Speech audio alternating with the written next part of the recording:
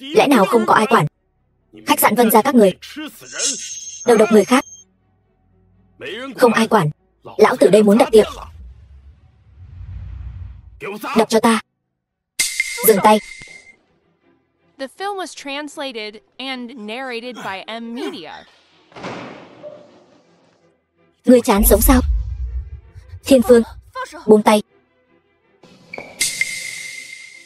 Coi như người mạng lớn. Thiên Phương, sao ngươi có thể như vậy? Chúng ta buôn bán làm ăn, phải hòa khí sinh tài. Vị tiên sinh này, thật sự xin lỗi. Vừa rồi hắn quá kích động. Xin lỗi, nếu có tác dụng. Huynh đệ của ta còn có thể sống trở về sao? Hiện tại vị khách này có phải bởi vì món ăn của chúng ta mà trúng độc vẫn chưa thể hoàn toàn xác định. Ý ngươi là ta cố ý hại huynh đệ ta để vu oan ngươi sao? Biết ta là ai không? Nhị đương gia của Thanh Long hội. Chỉ bằng câu nói vừa rồi đó, ta có thể khiến khách sạn của các ngươi lập tức đóng cửa. Vậy nếu là ngộ độc thực phẩm, tại sao không lập tức đưa đi bệnh viện? Ngươi hỏi ta, ta còn muốn hỏi các ngươi, khách sạn các ngươi rốt cuộc làm cái thứ gì? Chưa đến 1 phút, ngươi đã tắt thở. Vậy bây giờ ngươi muốn làm thế nào?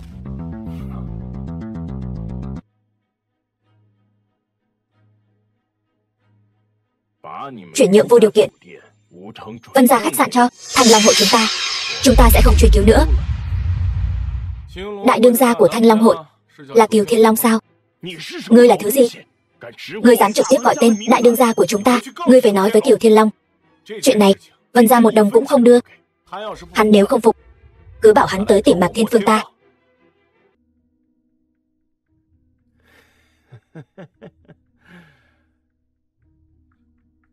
Xem ra ngươi là không biết điều rồi. Cho hắn xem.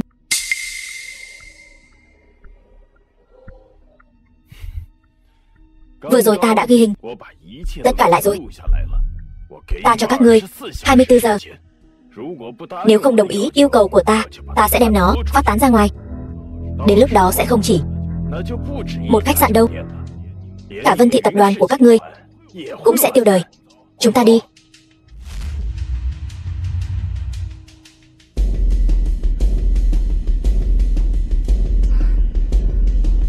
Người của Thanh Long hội rõ ràng là đang tống tiền. Sao các vị không thể vì cháu gái nói một câu công bằng chứ? Cháu gái Thanh Long hội mấy năm nay thế lực rất lớn, đúng là hoàng đế ngầm của Long thị. Ai dám chọc vào bọn họ chứ? Công đạo tự tại nhân tâm. Danh tiếng của khách sạn chúng ta Vân gia cũng là nhiều năm tích lũy mà có. Ta không tin không có ai có thể chủ trì công đạo. Ta xem ai dám.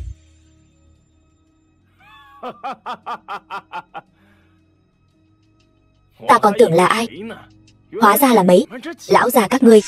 Hôm nay vừa hay anh em chúng ta đều ở đây, có thể giúp ta chủ trì công đạo. Vân tiểu thư, chuyện của Vân gia khách sạn giải quyết thế nào rồi? Vân gia khách sạn chúng ta tuyệt đối sẽ không xảy ra bất kỳ vấn đề gì, sẽ không xảy ra vấn đề gì. Nhưng mà nhân chứng vật chứng đều có đủ. Sao giờ lại không muốn đưa nữa rồi? Được thôi, ta còn có một cách giải quyết khác. Cách gì?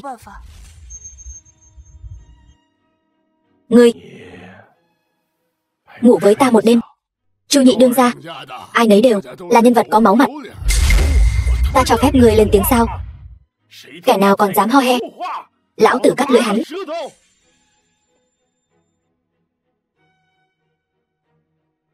Tiểu mỹ nữ, hai lựa chọn này, ngươi chọn cái nào? Lão tử chọn đánh ngươi một trận.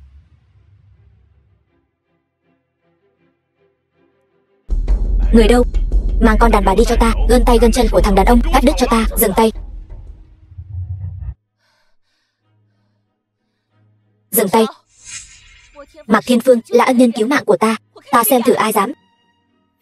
Ngươi, một công chúa nước láng giềng, chạy đến quản chuyện của Hoa quốc ta. Việc này có phải quản quá rộng rồi hay không? Nếu ta lấy danh nghĩa hoàng thất Ga quốc đầu tư vào khách sạn này thì sao? Có phải là có thể quản rồi không? Muội muội Duyệt Nhi, cảm ơn muội. Người nhà đừng khách sáo. Như vậy, sự việc liên quan đến ngoại giao hai nước tuyệt đối không thể. Không thể. Công chúa Kim Duyệt Nhi, ta còn tưởng rằng ngươi đã là cổ đông ở đây rồi, làm ta giật mình. May mà ngươi vẫn chưa phải. Còn đứng ngây ra đó làm gì? Lên.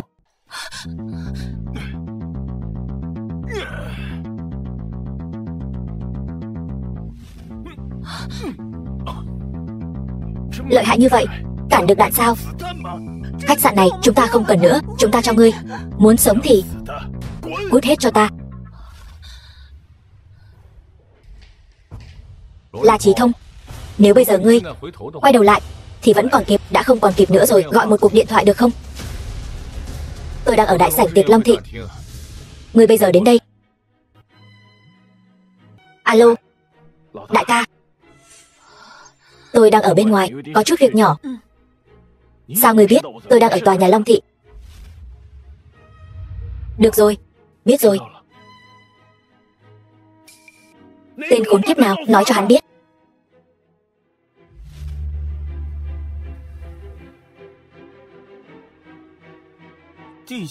Thành Long hội sao lại đến đây?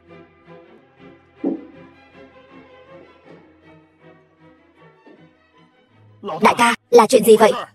Đại ca, khách sạn nhà họ Vân bọn họ, thức ăn không sạch sẽ, làm hại một huynh đệ của chúng ta, ngộ độc thực phẩm mà mất. Tôi đến tìm bọn họ nói lý. Không ngờ bọn họ lại ức hiếp người. Đại ca, ngươi nhìn mặt ta này, chính là bị bọn họ đánh đấy. Đồ hỗn láo. Đại ca, ngươi không thể để một người đàn bà và một tên ăn hại ở rể ức hiếp trên đầu Thanh Long hội chúng ta.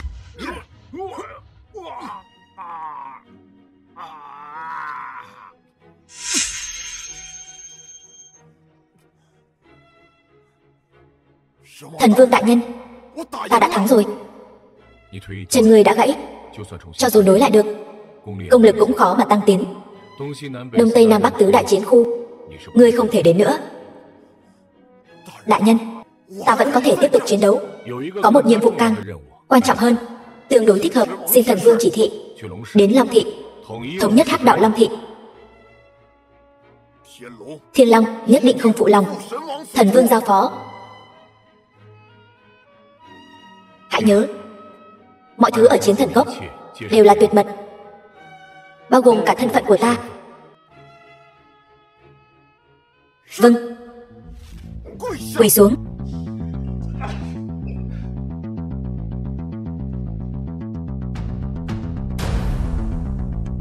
Khiến ngài kinh hãi rồi. Hắn đang nói ai vậy? Chắc là đang nói người đấy. Không phải, ta với Thiên Phương. Không sao, dù sao ta cũng không bị thương gì. Không cần hành đại lễ như vậy. Lão đại, bọn chúng là cái thá gì mà cũng xứng để ngài hạ mình như vậy? Ngươi là đồ hỗn láo, đắc tội với quý nhân. Ngươi muốn hại ta sao? Người đâu? Đem về xử theo bang quy.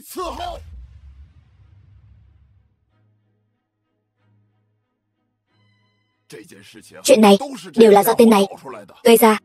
Tiểu mẫu nhất định sẽ chuẩn bị hậu lễ, tới tạ lỗi với quý nhân. Cáo từ. May nhờ có Cửu Thiên Long nể mặt muội muội Duyệt Nhi, nếu không thì hôm nay thật sự khó mà giải quyết được. E rằng là nể mặt hắn ta đấy.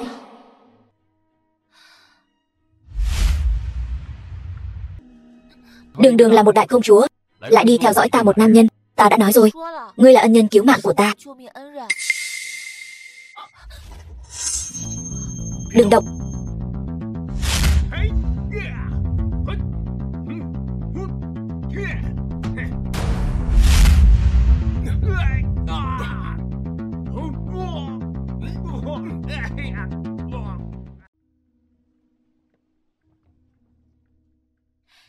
Bây giờ nói ngươi là ân nhân cứu mạng của ta, lần này không thể phản bác được rồi chứ. Ngươi một mình ở bên ngoài quá nguy hiểm, mau quay về đi. Ngươi không sợ ta một mình quay về lại gặp thích khách sao? Vậy thì ta để hộ vệ Vân gia đưa ngươi. Ta thấy Hoa Quốc này cũng chỉ có ngươi mới có thể bảo vệ được ta.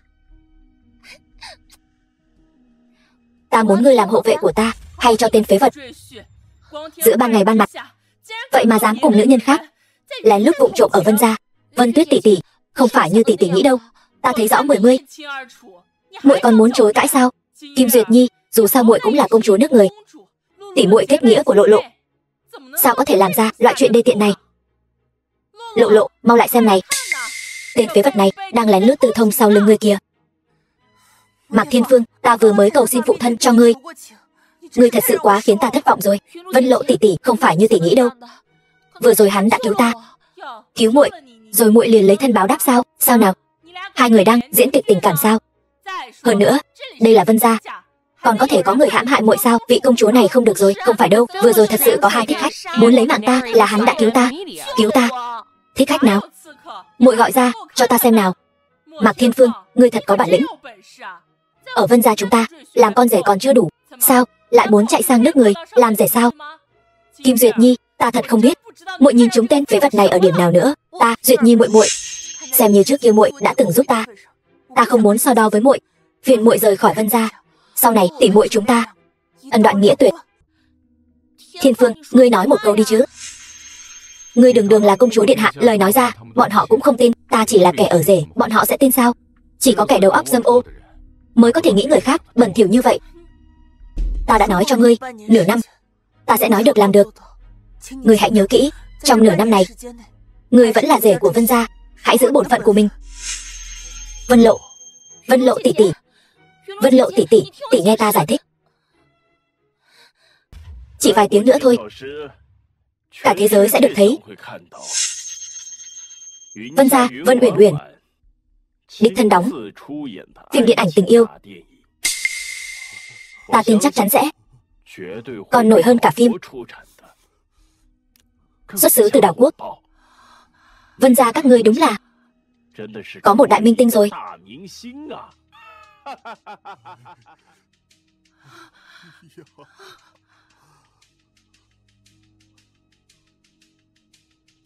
Uyển Uyển, không chỉ là người đại diện của Vân gia chúng ta, mà còn là bộ mặt của Vân gia chúng ta.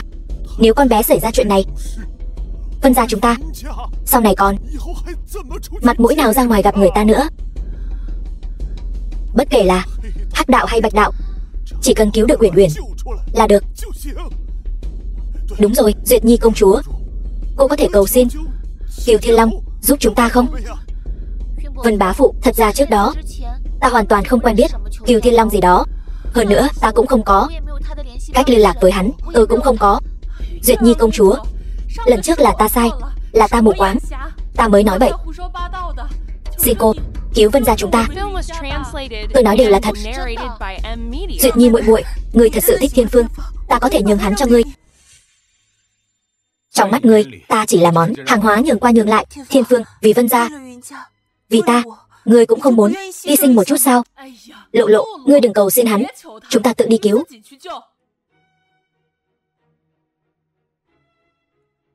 Thần Vương đại nhân, tra được La Chí Thông vừa phái người bắt cóc Vân Uyển Uyển. Biết rồi, chuyện này ta sẽ xử lý. Tất cả các ngươi đều ở đây không được nhúc nhích, đừng có ra ngoài gây thêm rối.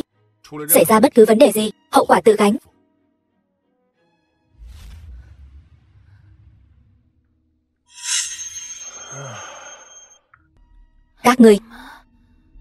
Các ngươi cho ta uống cái gì? Uống cái gì? Đương nhiên là rượu mạnh nhất.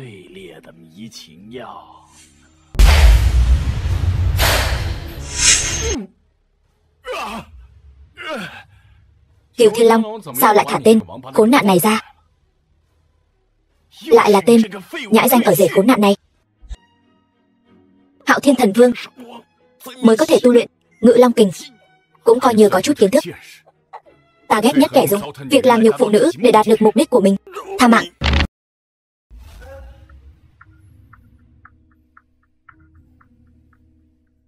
Thần Vương đại nhân, Vân Lộ mang người đến rồi.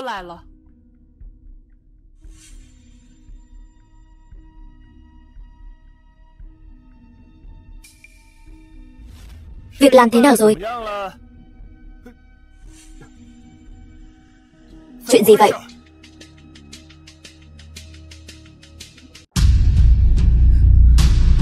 Nhanh tìm định vị điện thoại của Uyển Uyển ở ngay đây.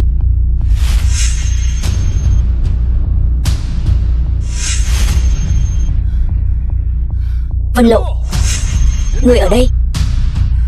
Chu công tử, sao ngươi lại ở đây? Ta vừa đi ngang qua đây, thấy tên La Chí Thông này định giở trò đồi bại với Vân Uyển Uyển tiểu thư, liền xông vào đánh ngã La Chí Thông, mới cứu được Vân Uyển Uyển tiểu thư. Uyển Uyển, muội sao rồi? Uyển Uyển. Cô ta không sao. Cô ta chỉ trúng mê dược của La Chí Thông, hôn mê bất tỉnh. May nhờ có Chu công tử ở đây, nếu không Uyển Uyển nhà chúng ta hẳn là danh tiết khó giữ. Tên nhãi danh đó, hắn không phải nói muốn đến cứu Uyển Uyển sao? Đã biết ngay, hắn chỉ nói khoác mà thôi. Ý người là Mạc Thiên Phương cũng đến. Đừng nhắc đến tên nhãi danh đó. Hắn suốt ngày chỉ biết nói khoác ba hoa, gây chuyện khắp nơi, đến lúc nguy cấp lại biến mất tăm. Tỷ, đừng nói nữa, đưa Uyển Uyển về nhà trước đã, cha đang đợi ở nhà đấy.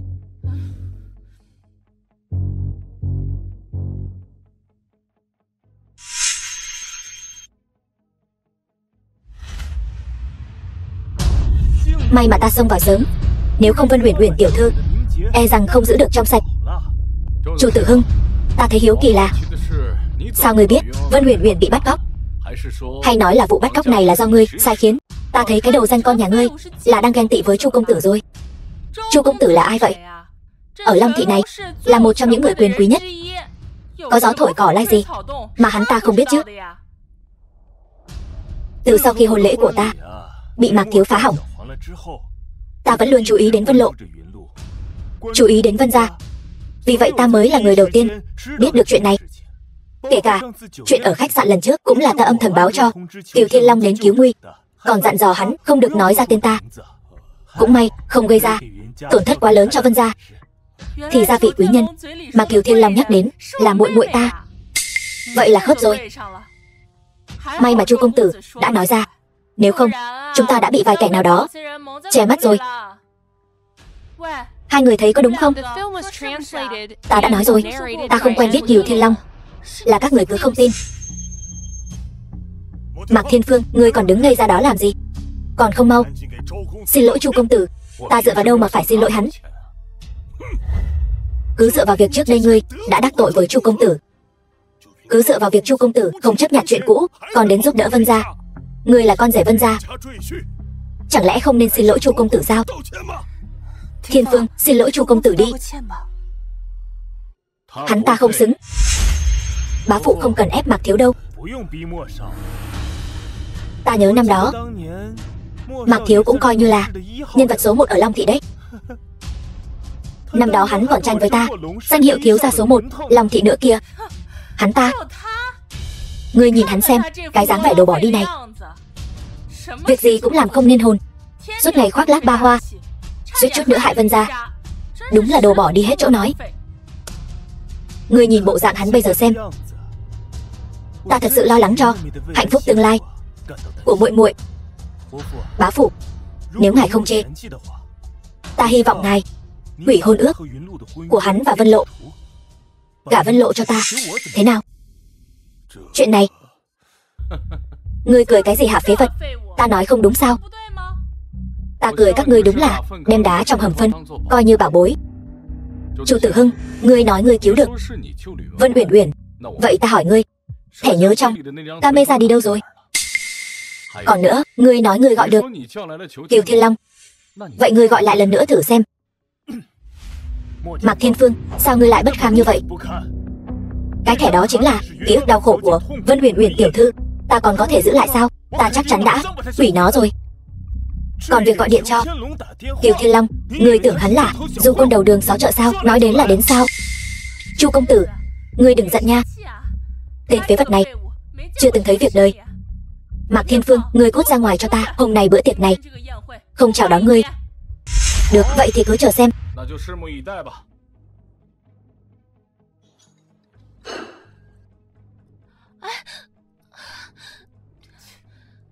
Nhóc con đáng ghét, cuối cùng cũng đi rồi. Lại đây, chúng ta cùng uống một ly. Mừng Chu công tử sắp sửa trở thành em rể của ta.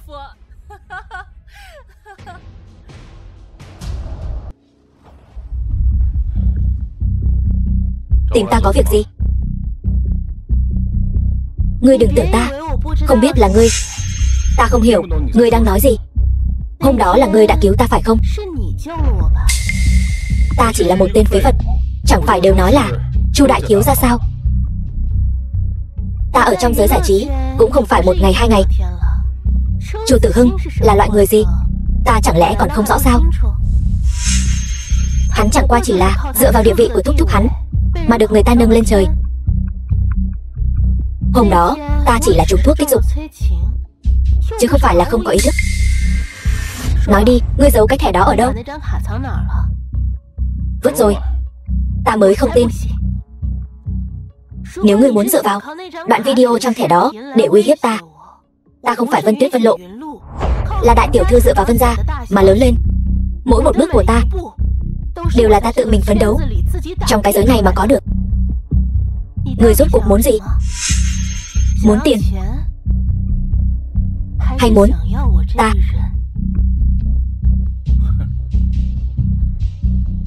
Ta không có hứng thú với ngươi.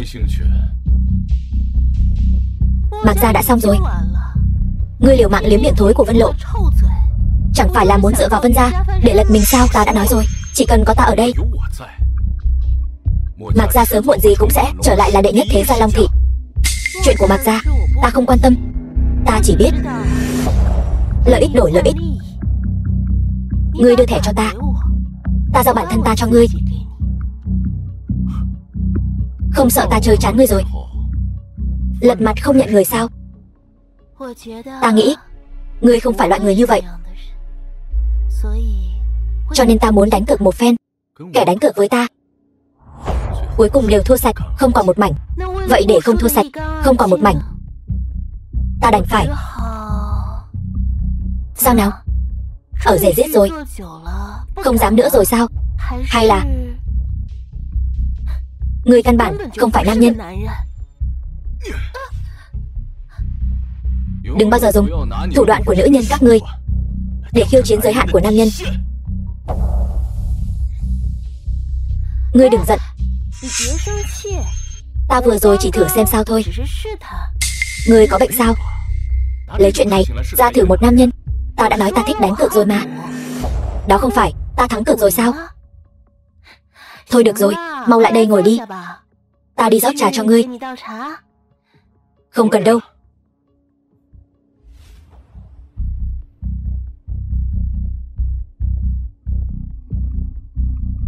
Ngươi cứu ta, lại không có mưu đồ khác với ta, cho nên ta quyết định làm nô lệ của ngươi. Điên rồi sao? Có thể dễ dàng hại nhị đương gia Thanh Long hội, trực tiếp đối đầu cháu ruột thị thủ đại nhân. Nhất định là nam nhân lợi hại nhất thiên hạ này. Ta tâm cam tình nguyện. Chủ nhân, ta xoa bóp chân cho ngươi nhé.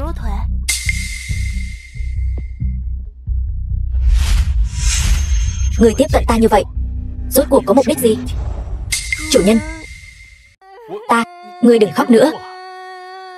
Bên ngoài nhiều người nhìn lắm. Chuyện ra ngoài thì đối với danh tiếng của ngươi không tốt đâu. Chỉ cần chủ nhân đồng ý để Uyển Uyển hầu hạ, danh tiếng gì đó hay không danh tiếng gì đó, Uyển Uyển đều không để tâm. Uyển Uyển chỉ muốn chủ nhân vui vẻ là được rồi. Ngươi còn như vậy nữa, ta đánh thật đấy. Ngươi, chủ nhân muốn đánh chỗ nào? Nếu đánh Uyển Uyển có thể khiến chủ nhân vui vẻ, vậy chủ nhân cứ đánh Uyển Uyển thêm cái nữa đi. Ngươi, chủ nhân, nhưng ngươi nhớ kỹ, chuyện của ta đừng nói cho ai biết. Nếu không, ta thật sự sẽ một chưởng đánh ngỏng ngươi. Uyển Uyển hiểu rồi. Uyển Uyển nhất định sẽ giúp chủ nhân giữ bí mật. Ta còn có việc đi trước đây. Nhưng nếu Uyển Uyển nhớ chủ nhân thì làm sao bây giờ? Giờ đã không nghe lời rồi. Uyển Uyển nghe lời mà. Người rốt cuộc có phải Hạo Thiên Thần Vương hay không? Mau nghĩ cách đi chứ. Các người không phải đã đuổi ta ra khỏi Mạc gia rồi sao? Giờ còn mặt mũi đến cầu xin ta. Thiên Phương, đó là sản nghiệp của Mạc gia chúng ta, ngươi không thể không quản được. Lão công Tề Tả Long của ngươi không phải rất lợi hại sao? Chủ tử của hắn là Chu Tử Hưng đó, sao không đi cầu xin hắn? Thiên Tình tỷ đã ly hôn với Tề Tả Long rồi, ngươi không biết sao? Ngươi còn mặt mũi nào mà tự xưng là đại thiếu gia Mạc gia nữa chứ? Tề Tả Long đã đem toàn bộ tài sản của Mạc gia chuyển hết sang danh nghĩa của Tề gia rồi. Mạc gia hiện giờ ở Long Thị còn chẳng bằng tên quét rác. Tỷ phu, tỷ phu, tha cho ta đi, tôi thật sự không còn tiền nữa. Ngươi gọi bậy cái gì thế? Ta đâu còn là tỷ phu ngươi nữa. Mạc gia các ngươi đắc tội với Chu công tử, ai còn dám dính dáng đến nhà các người nữa? Có dính líu gì nữa chứ? Kẻ đắc tội với Chu công tử là Mạc Thiên Phương, không phải ta và chị ta. Bớt nói nhảm đi, ngoan ngoãn ở yên đó, đợi chị ngươi mang tiền đến chuộc ngươi. Thả hắn ra. Ta nói sao lại xui xẻo thế này? Thì ra là cái tên Mạc gia phế vật này ở đây.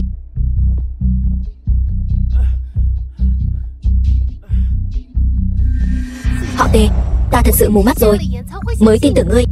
Con khốn nhà ngươi lại nhảy cái gì thế? Em trai ngươi đánh bạc thua anh em dưới trướng ta 20 triệu. Đây là giấy nợ. Ngươi đưa tiền cho ta, ta đưa cho ngươi. Chị, là bọn họ giăng bẫy. Bọn họ dụ dỗ ta mới đánh bạc.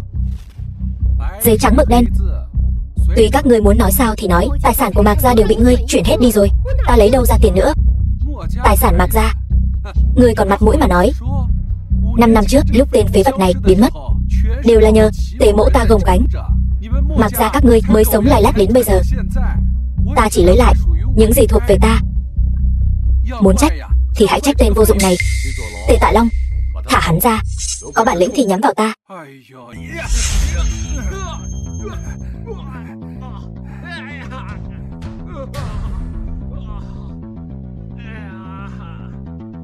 Dừng tay. Quản gia tới rồi. Có kẻ dám phá địa bàn của Bắc vực chiến thần. Tên nhóc nhà ngươi chán sống. Dừng tay. 20 triệu này ta thay Mạc gia trả. Kim Duyệt Nhi, đây là Hoa Quốc, không đến lượt ngươi xen vào. Chẳng phải chỉ là 20 triệu thôi sao? Ta thay Mạc gia trả. Quản gia đại nhân, 20 triệu này là chuyện nhỏ, ta bị đánh cũng là chuyện nhỏ. Nhưng tên nhóc này không tuân theo quy tắc của Bắc vực chiến thần thì đáng mất mạng. Ngài nhất định không được tha thứ cho hắn. Ta làm gì còn cần các ngươi dạy bảo sao? Cút cho ta.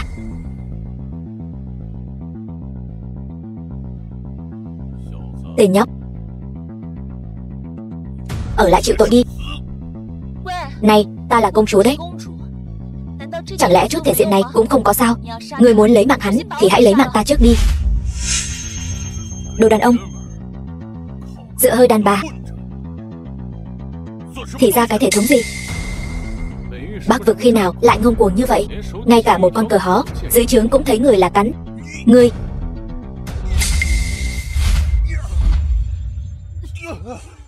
Hoàng phủ khác, Bắc vực chiến thần khi nào cho phép ngươi tùy tiện sát hại thường dân? Ngài là...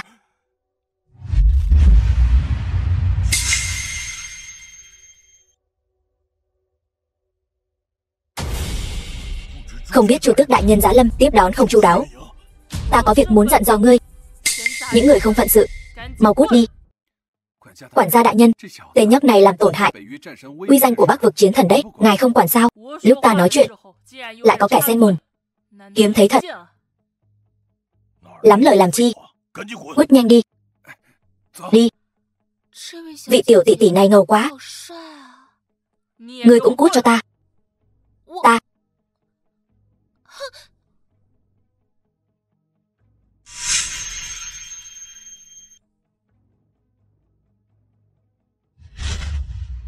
Thuộc hạ đã sắp xếp cho Hoàng phủ các một đống nhiệm vụ lộn xộn. Nghĩ rằng hắn ta không có thời gian gây phiền phức cho thần vương đại nhân. Tình hình Long Thị gần đây phức tạp, để Bắc vực qua dọn dẹp một chút. Dạ.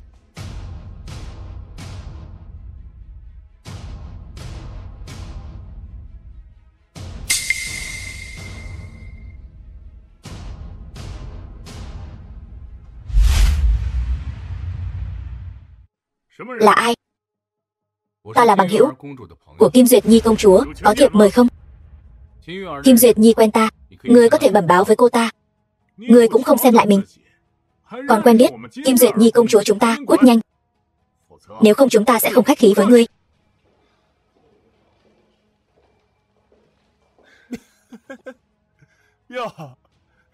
Đây chẳng phải là Mạc thiếu gia sao? Sao nào? đến đây canh cổng.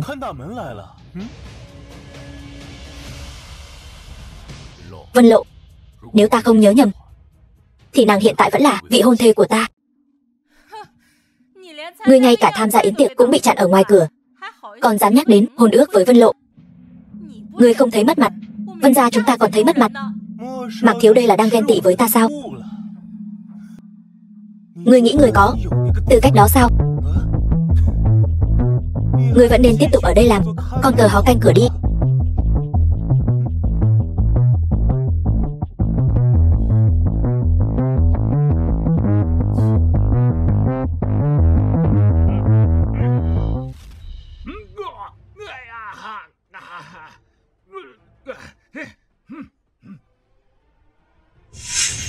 Kim Duyệt Nhi, các người canh cổng kiểu gì vậy? Để người không phận sự tùy tiện xông vào, đuổi hắn ta ra ngoài cho ta. Khoan đã, hắn là khách ta mời đến, ta xem ai dám vô lễ với hắn. Đừng trách ta hôm nay trở mặt vô tình. Công chúa điện hạ, thân phận của hắn người rất rõ ràng. Hắn ta chỉ là một tên Mạc gia ở rể. Mạc thiếu gia bị vứt bỏ, ở rể Vân gia. Kim Duyệt Nhi, ngươi tìm ta tới, rốt cuộc có chuyện gì? Đại anh hùng, ngươi nhất định phải cứu ta. Ta về nước sẽ ngỏm chắc. Ngươi đang nói lời nhảm nhí gì vậy? Ta là ca ca của ngươi, có ta ở đây, ai dám làm hại đến ngươi? Chính là ngươi. Ngươi đừng tưởng ta không biết, phụ thân chính là do ngươi hại. Ngươi muốn lừa ta về nước, sau khi sát hại, vị trí quốc chủ chính là của ngươi. Mạc Thiên Phương, ngươi nhất định phải giúp ta. Ta biết ngươi có năng lực. Hắn có năng lực. Công chúa, ngươi cầu xin ai cũng không nên cầu xin đến hắn. Hắn bất quá chỉ là một kẻ ngay cả vị hôn thê cũng dám bỏ rơi, một tên phế vật mà thôi. Kim Hiền Dự vương tử, Duyệt Nhi công chúa nói đều là thật. Chu Tử Hưng, Hoa Quốc các ngươi chính là đối đãi với khách ngoại quốc như vậy sao? Mạc Thiên Phương, ngươi hỗn xược. Ngươi có biết làm như vậy sẽ gây nên tranh chấp hai nước? Ta hiện tại liền lấy tội danh phá hoại băng giao hai nước, bắt người lại. Kim Duyệt Nhi công chúa là bằng hữu của ta, nếu cô ta không muốn đi, các ngươi ai cũng không được đưa đi. Kiều Thiên Long, Thanh Long hội trên dưới chỉ nghe lệnh Mạc thiếu, bảo vệ công chúa Duyệt Nhi rời khỏi đây. Kẻ nào dám cản trở, lấy mạng không tha. Tuân lệnh. Ngươi tên nhảm nhí này, ức hiếp muội muội ta còn nhỏ dại, lại còn dám lừa gạt cô ta. Ta muốn đến bộ ngoại giao Hoa Quốc của các ngươi mà kháng nghị. Kim Hiền Dự, ta khuyên ngươi bớt phách lối trên đất Hoa Quốc đi, nếu không chỉ cần một cú điện thoại của ta là có thể trục xuất ngươi. Vân Lộ, ta hỏi ngươi lần cuối, ngươi chắc chắn muốn hủy hôn ước với ta sao? Mạc Thiên Phương, nếu không phải ngươi đột nhiên xuất hiện, giờ ta đã là Chu phu nhân rồi. Ta đã cho ngươi rất nhiều cơ hội, vậy mà ngươi lại hết lần này đến lần khác làm ta thất vọng.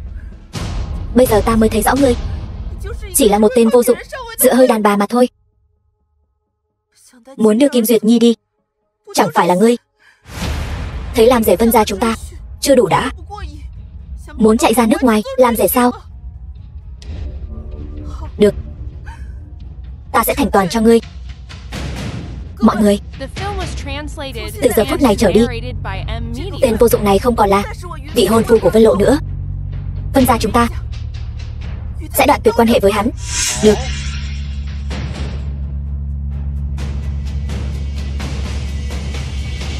Chúng ta đi.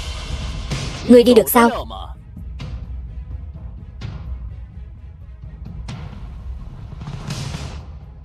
Ta muốn xem thử tên nhảm nhí nào dám bắt cóc công chúa nước ta.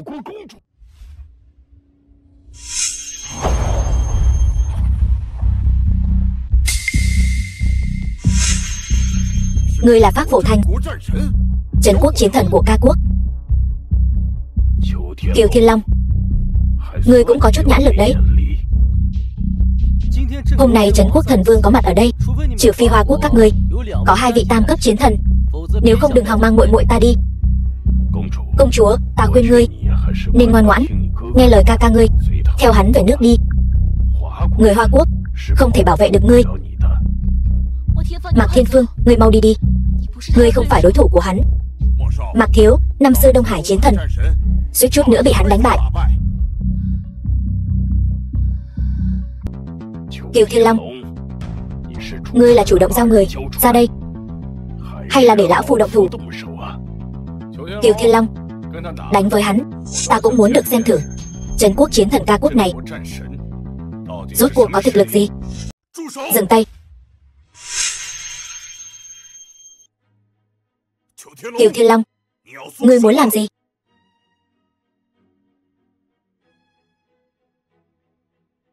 Kim Hiền Dự Vương tử, Phác Phổ Thành chiến thần đều là quý khách của nước ta, dám vô lễ với khách quý, ta thấy Thành Long hội có thể giải tán rồi. Thủ tướng đại nhân, chính là tên vô dụng này, Mạc Thiên Phương, cứ nhất quyết mang Kim Duyệt Nhi công chúa đi, ngăn cản bọn họ về nước đoàn tụ. Ngươi mau mang người bắt bọn họ lại. Lại là ngươi, Mạc Thiên Phương. Ngươi còn có phải người Hoa Quốc chúng ta không? Cố ý khiêu khích quan hệ giữa Hoa Quốc chúng ta và ca quốc, rốt cuộc là có dụng ý gì? Ngươi thân là một vị thủ tướng, khắp nơi đều nói đỡ cho người ngoại quốc. Ngươi nói để Hạo Thiên Thần Vương biết được cái chức thủ tướng của ngươi gánh vác nổi sao? Đó là chuyện của bản thủ tướng và thần vương đại nhân, không đến lượt ngươi chỉ trỏ. Mau thả Kim Duyệt Nhi công chúa ra. Ta nếu không thả thì sao?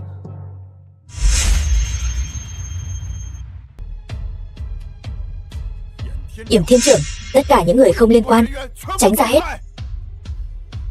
Các ngươi cũng đi đi.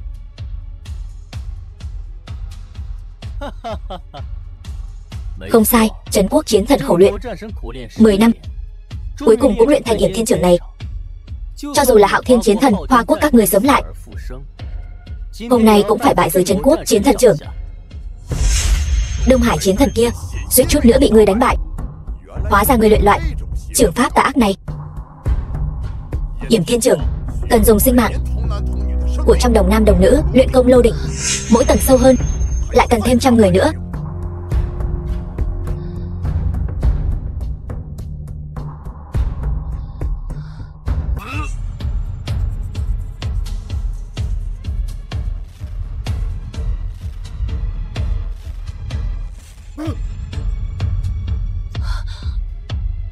Ngươi thế nào rồi?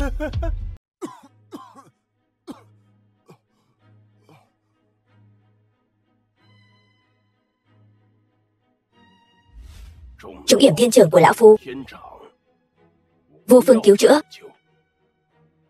Ngươi sống được nửa ngày là tối đa. Thần chủ điện hạ, Thiên Long vô dụng, đánh không lại hắn. Bình tĩnh, mới chỉ bắt đầu thôi.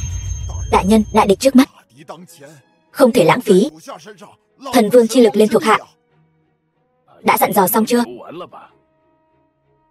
Còn đánh nữa không? Đánh nữa.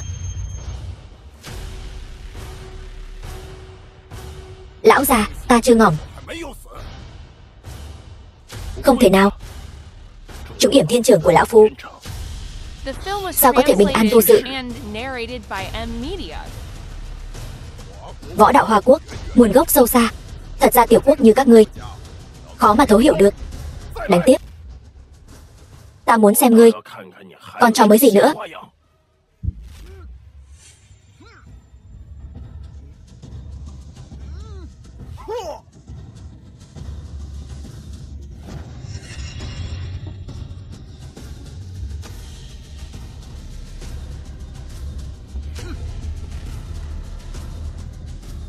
Sao có thể? Không thể nào. Công lực của ngươi sao có thể trong nháy mắt tăng mạnh, đạt tới cảnh giới tam cấp chiến thần, thậm chí còn cao hơn. Ta đã nói rồi, trưởng pháp tà ác của ngươi nhất định sẽ bị trưởng pháp chính nghĩa khắc chế. Lão giả pháp, bây giờ ta muốn dẫn công chúa Duyệt Nhi rời đi, ngươi còn dám cản sao? Ngươi đừng hòng. Để họ đi.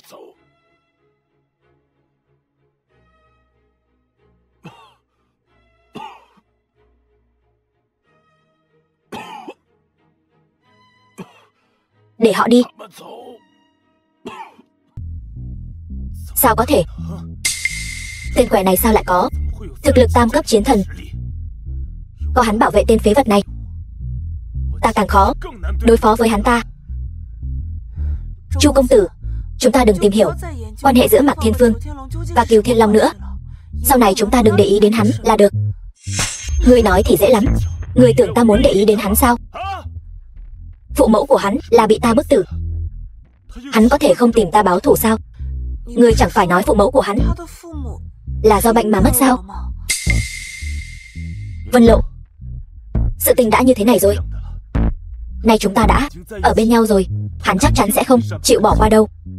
Vì tương lai của chúng ta, đành phải để nàng chịu chút ấm ức vậy. Bái kiến Hạo Thiên Thần Vương đại nhân.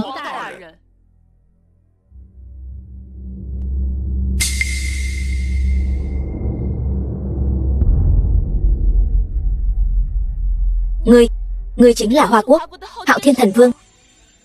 Đúng vậy.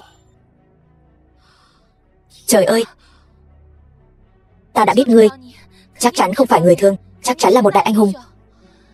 Như vậy chẳng phải ta đã được cứu, ta cuối cùng cũng có thể giành lại ngôi vị quốc chủ quốc gia của ta rồi. Kim Duyệt Nhi mong ngươi chú ý thân phận của mình. Ta là Hoa Quốc Hạo Thiên Thần Vương, chứ không phải là hộ vệ và trợ lý của ngươi. Ta lúc trước cứu ngươi cũng là vì ngươi đã từng giúp đỡ ta. Vậy ngươi không quản ta thì trên thế giới này sẽ không có ai quản ta nữa. Ta vẫn nên để ca ca mang về lấy mạng thì hơn. Đi đi. Ngươi muốn đi thì ta cũng không cản. Sai rồi, không đi nữa. Ta sẽ bám giết lấy ngươi. Từ hôm nay trở đi, ta sẽ làm nữ nhân của ngươi. Thần Vương đại nhân, trải qua chuyện tối qua, thân phận của ngài chắc chắn đã bị Phác Phổ Thành đoán ra rồi. Yên tâm đi, hắn sẽ không đâu. Sao ngươi biết? Ở quốc gia chúng ta tuy nhỏ, nhưng người nước ta đều rất tự đại. Điều này ta rõ hơn ai hết. Cái đó Phác Phổ Thành chắc chắn sẽ cho rằng là sơ suất của chính hắn. Các ngươi đều lui xuống đi. Dạ. Chủ nhân, Uyển Uyển nhớ ngươi. Ngươi vậy mà có nữ nhân khác. Cầm miệng, làm người phụ nữ của ta. Khi nào nên nói, khi nào không nên nói, ngươi chẳng lẽ không rõ sao? Nghe lời thì nghe lời, ta không tin. Ngươi đối với nữ nhân khác cũng như vậy. Ta chưa từng nói với ngươi không có việc gì thì đừng làm phiền ta sao? Ngươi quên rồi sao? Ta có việc gấp. Chủ nhân ngày mai nhất định phải đến một chuyến.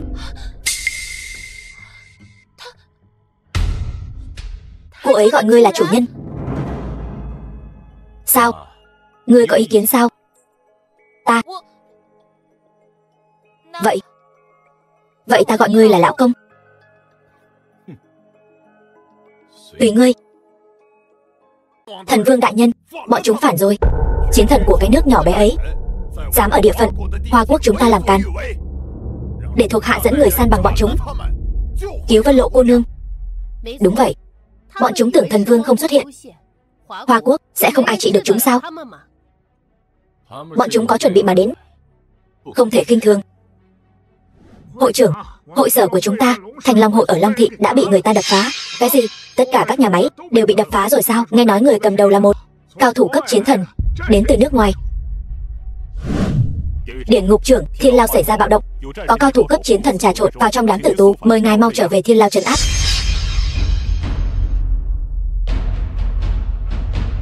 Chu Tước đâu? Tối qua chiến khu Đông Hải xuất hiện vài chiếc tàu ngầm quốc tịch không rõ. Chu Tước đi hỗ trợ Đông Hải chiến thần ổn định hải phòng. Bọn chúng đây là muốn tuyên chiến rồi. Kiều Thiên Long, ngươi mau dẫn người đi ổn định trật tự Long Thị. Long Tiểu Vân, ngươi về Thiên Lao trấn áp bạo động. Vâng.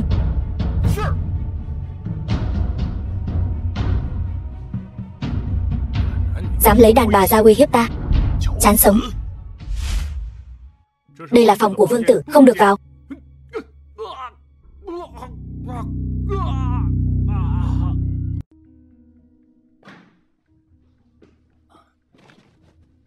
Vân Lộ, muội không sao chứ? Vân Tuyết, sao lại là cô? Vân Lộ đâu? Cứu mạng, giảm sỡ. Mạc Thiên Phương, ngươi không có được ta thì muốn hủy hoại tỷ tỷ của ta sao? Tỷ tỷ.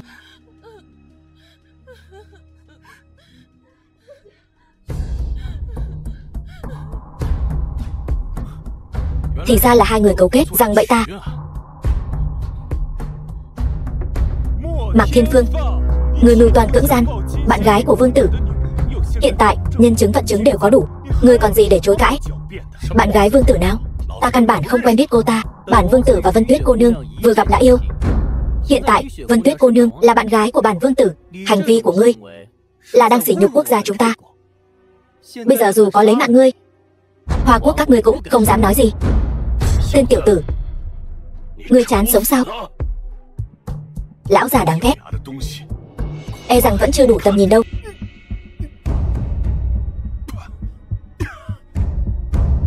Cửu chuyển hóa thần hương. Đúng vậy, cũng coi như người có chút kiến thức. Kẻ trúng cửu chuyển hóa thần hương sẽ bị tắc nghẽn toàn bộ kinh mạch, thần trí không rõ ràng. Sau này ngươi chỉ là một tên phế nhân. Vân Lộ, ngươi thật nhẫn tâm.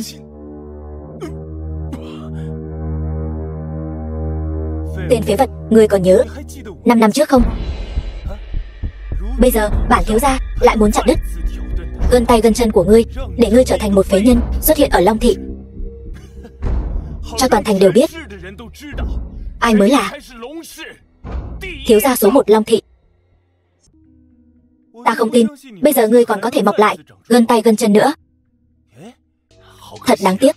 Lẽ ra hôm nay còn có một đại bí mật chưa kịp nói cho ngươi biết. Bí mật gì vậy? Một bí mật có thể cho ngươi một bước lên trời. Là bí mật truyền thừa của Hạo Thiên Thần Vương Hoa Quốc.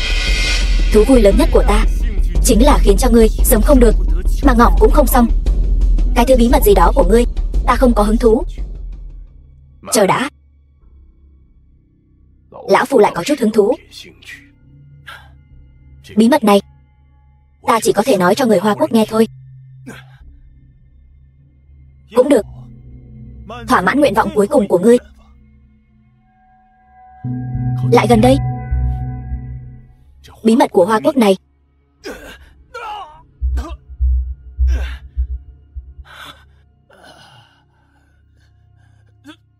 ngươi dám lừa ta?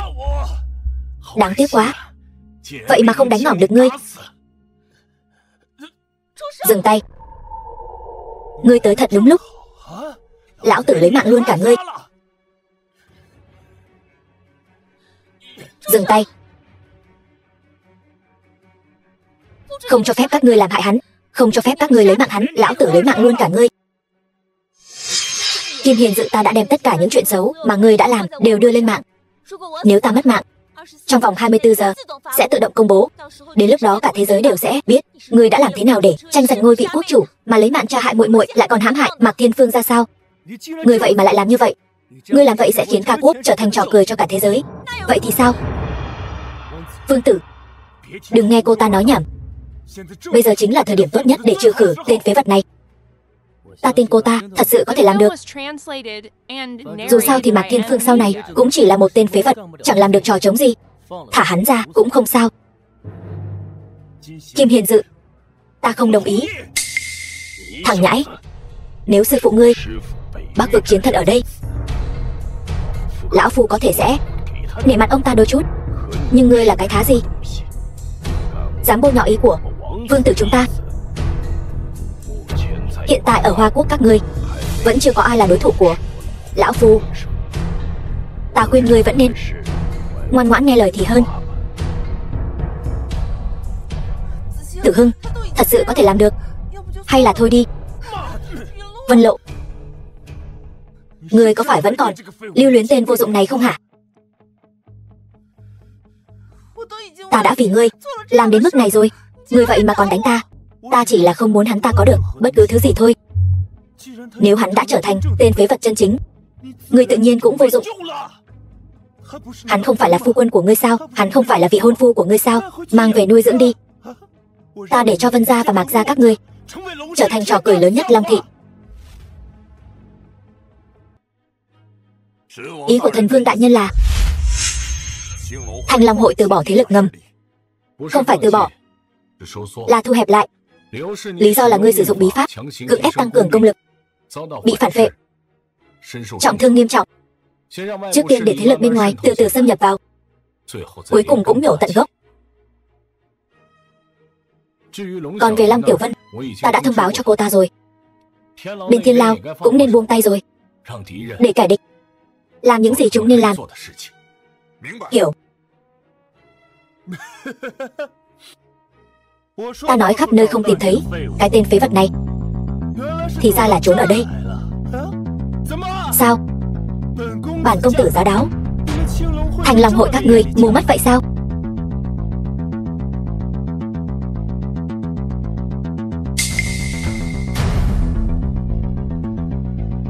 Còn không mau ra nghênh đón. Ngươi là cái thá gì, dám bảo lão tử ra nghênh đón ngươi? Kiều Thiên Long, lão tử sớm đã thấy ngươi trướng mắt rồi. Hôm nay chính là ngày ngỏm của ngươi. Chỉ bằng ngươi, lão tử tiện tay cũng bóp nát ngươi được. Xem ra Pháp Chiến Thần đoán không sai. Lần trước ngươi dùng bí pháp cưỡng ép tăng công lực, bị phản phệ rồi chứ gì. Ngươi bây giờ e là ngay cả đao cũng không nhấc nổi nữa rồi. Ngươi làm sao biết được? Ngươi đừng quản ta làm sao biết được. Kiều Thiên Long, với thực lực hiện tại của ngươi là không giữ nổi Thanh Long hội đâu. Ta đây, cho ngươi một cơ hội, nhường chức hội trưởng Thanh Long hội cho ta. Ta động lòng trắc ẩn, nói không chừng còn tha cho ngươi. Kiều hội trưởng, đừng mà. Mạc thiếu gia còn đang đợi ngài đến bảo vệ đó. Tên phế vật này, ta muốn lấy mạng hắn rất dễ dàng. Nhưng Kiều Thiên Long, ta lại cho ngươi thêm một lựa chọn. Hoặc là trước mặt tên phế vật này quỳ xuống cho ta, hoặc là ta sẽ dẫn người xông vào cưỡng chế tiếp quản Thanh Long hội này. Đến lúc đó, nhị đương gia ngươi e là cũng không giữ nổi nữa đâu. Ta nhận thua. Từ nay trở đi, Thanh Long hội chính là của Chu công tử rồi. Khoan đã.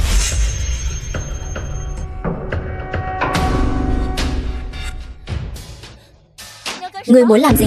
Cút ra. Tên phế vật này, kẻ muốn bảo vệ ngươi bây giờ phải quỳ xuống cho ta rồi. Kiều Thiên Long, nhìn cho kỹ vào, nhìn. Kiều Thiên Long, khấu kiến đại đương gia Thanh Long hội.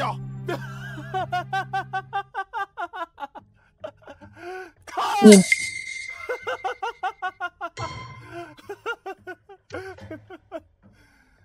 Thấy chưa? Hắn đang quỳ xuống cho ta đấy. Ngươi bây giờ đang nghĩ gì trong lòng vậy? Có phải muốn lấy mạng? Đến đây, lấy mạng ta đi, đến đây.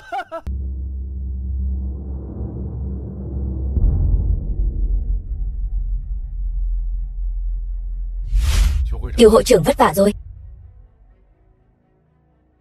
Chu Tử Hưng, thật sự tưởng ta quỳ cho hắn sao? Kỳ thực, ta quỳ cho đại đương gia ngài đó. Duyệt Nhi, đi gọi Vân Uyển Uyển tới đây. Ta muốn biết cô ta ở trong đó rốt cuộc đóng vai trò gì. Tuân lệnh Thần Vương lão công. Mạc thiếu, ngươi sao vậy? Mạc thiếu, ngươi còn mặt mũi mà hỏi? Có phải ngươi cố ý cùng Chu Tử Hưng liên thủ, cố ý sắp đặt dụ dỗ Mạc thiếu đến khách sạn cứu Vân Lộ không? Ngươi rốt cuộc nhận của hắn bao nhiêu tiền? Kim Duyệt Nhi, ngươi nói năng chú ý một chút. Với thân phận của ngươi còn chưa có tư cách chất vấn ta. Hơn nữa, Mạc thiếu, hắn đã cứu ta. Ta đã là tiểu nô lệ của hắn rồi. Ta làm sao có thể giúp người khác hại hắn chứ? Thật không biết xấu hổ. Nếu không phải ngươi gọi điện thoại cố ý để Mạc thiếu biết chuyện của Vân Lộ, hắn làm sao có thể mắc mưu. Ta cũng là không còn cách nào khác. Vân Tuyết tỷ tìm ta, nói Vân Lộ bị bắt cóc. Ta nghĩ Vân Tuyết tỷ cũng không tiện nhờ Mạc thiếu giúp đỡ. Ta đành phải tự mình gọi điện thoại cho Mạc thiếu. Chủ nhân, xin lỗi, là ta hại người thành ra như vậy. Kim Duyệt Nhi, chủ nhân của ta rốt cuộc còn có thể trở lại bình thường không? Mạc thiếu có thể trở lại bình thường không liên quan gì đến ngươi. Nếu việc này không liên quan đến ngươi, vậy thì cút đi. Bản công chúa bây giờ nhìn thấy ngươi là bực mình. Ta không, ta muốn ở lại chăm sóc chủ nhân của ta. Ngươi, một đại minh tinh, ở lại đây chăm sóc hắn, ngươi còn thấy phiền phức của hắn chưa đủ nhiều sao? Không thể nhìn ra được, tên phế vật này thật sự có người thèm muốn Vân Tuyết, ngươi dám lợi dụng ta? Ta có lợi dụng ngươi sao? Ta đã từng nói rồi, không cho tên phế vật này đi giúp đỡ. Nó tự mình muốn đi, ta có cách nào? Không ngờ 2 tỷ muội các ngươi lại không biết liêm sỉ như vậy. Tâm địa độc ác. Vân Uyển Uyển, ta đúng là mù mắt rồi. Vân Uyển Uyển, ta khuyên người tốt nhất nên tránh xa tên phế vật này. Cẩn thận Chu công tử nổi giận. Đại minh tinh như ngươi sẽ không còn nổi tiếng nữa đâu. Vân Tuyết, hôm nay ta sẽ thay Mạc thiếu gia báo thù.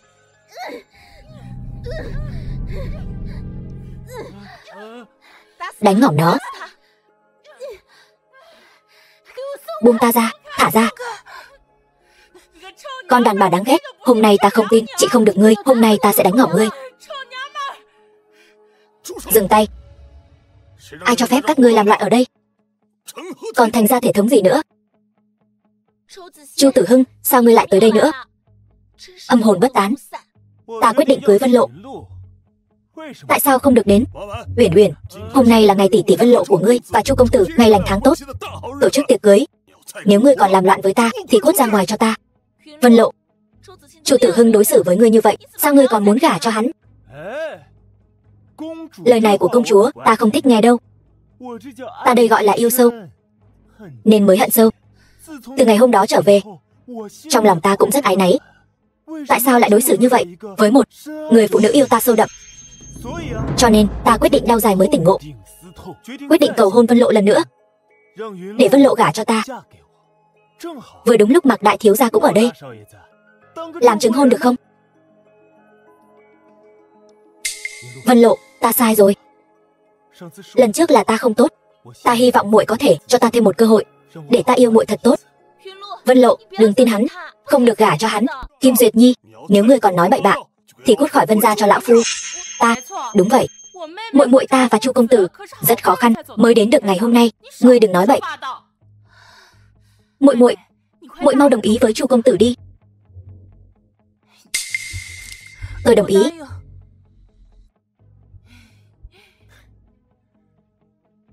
Như vậy mới đúng. Lần này sẽ không còn ai quấy rầy muội nữa, phải không, Mạc đại thiếu gia? Xin lỗi, tôi quên mất. Mạc đại thiếu gia bây giờ là một tên phế vật, ngay cả việc vệ sinh cũng cần người chăm sóc rồi. Vân bá phụ, vị Mạc đại thiếu này dù sao cũng là ông tơ bà nguyệt giữa tôi và Vân Lộ. Tiệc cưới lần này nhất định phải dẫn theo. Thôi đừng dẫn theo tên phế vật này nữa, quá mất mặt. Nhất định phải dẫn theo.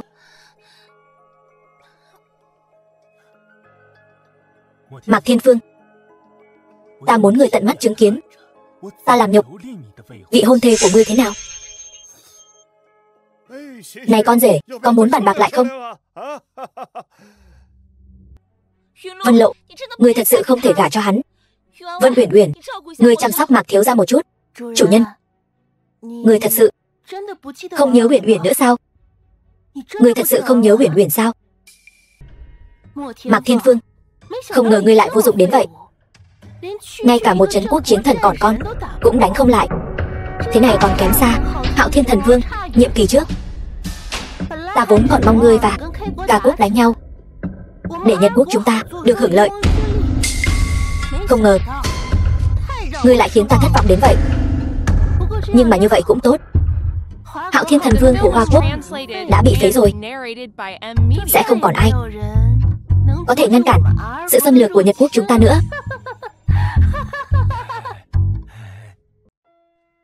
Đời người đâu đâu cũng gặp nhau, vòng vòng vèo vèo mấy tháng, trải qua bao nhiêu sóng gió, cuối cùng hôn lễ của ta, Chu mỗ và Vân Lộ tiểu thư cũng được cử hành thuận lợi. Và tất cả những điều này đều nhờ công của Mạc đại thiếu, Mạc Thiên Phương. Nào, chúng ta hoan nghênh Mạc đại thiếu vào lễ đường.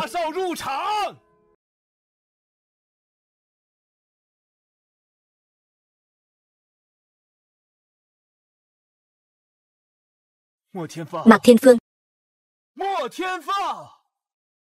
lại đây. Ta muốn nghe tận tai lời chúc phúc của ngươi dành cho hai chúng ta. Xin lỗi, ta quên mất là ngươi không nói được rồi phải không? Ngươi không xứng đáng nhận được lời chúc phúc của ta. Hóa ra ngươi nói được. Vậy thì thú vị hơn nhiều rồi. Chứ ta bắt nạt một kẻ câm như hến thì chán lắm. Nữ nhân này ta đã sớm không cần nữa rồi. Chu Tử Hưng, ngươi đã từng nói là ngươi yêu ta mà. Nha đầu ngốc, ta đương nhiên là yêu ngươi rồi. Nhưng chỉ cần là thứ của Mạc Thiên Phương thì ta đều yêu. Người đâu? Mang cái xe lan của hắn, vứt nó đi cho ta. Chu Tử Hưng, ngươi dám? Ta đã nói rồi, chỉ cần là bất cứ thứ gì liên quan đến Mạc Thiên Phương, tất cả ta đều sẽ cướp và vứt đi. Ta muốn hắn ta như một con sâu bọ nằm bẹp dưới đất, nhìn ta và nữ nhân của hắn động phòng. Giờ Lâm thị do ta định đoạt. Ta muốn làm gì thì làm, ai dám phản đối? Đúng rồi, ta còn muốn nói với các ngươi một chuyện nữa. Từ hôm nay trở đi, quân chính hai giới của Long thị đều do ta, Chu Tử Hưng, nắm giữ. Ca quốc vương tử Kim Hiền Dự cùng trấn quốc chiến thần cùng chúc Chu Tử Hưng tân hôn đại cát. Muội muội ngốc, hiện giờ Chu công tử thực lực cường đại, chớ đắc tội với hắn.